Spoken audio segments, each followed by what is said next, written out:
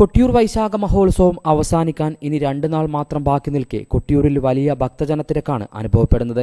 ദർശനത്തിനായി ക്യൂ നിൽക്കാതെ ഇടയിൽ കയറിയും മറ്റു പ്രശ്നങ്ങൾ ഉണ്ടാക്കുകയാണ് കർണാടക സ്വദേശികളായ ഭക്തജനങ്ങൾ. ഇത് പലപ്പോഴും അവർ തമ്മിൽ തന്നെ തർക്കങ്ങൾക്കും കാരണമാകുകയാണ്.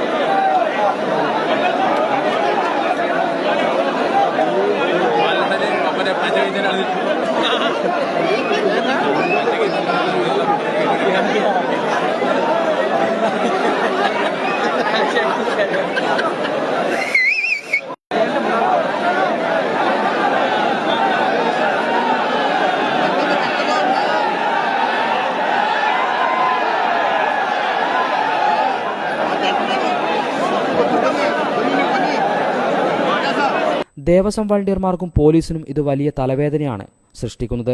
ക്ഷേത്രത്തിന്റെ പവിത്രതയെപ്പോലും ഇല്ലാതാക്കുന്ന രീതിയിലാണ് അന്യസംസ്ഥാനങ്ങളിൽ നിന്നെത്തുന്ന ഇവർ അക്കരെ സന്നിധിയിൽ കാട്ടിക്കൂട്ടുന്നത്.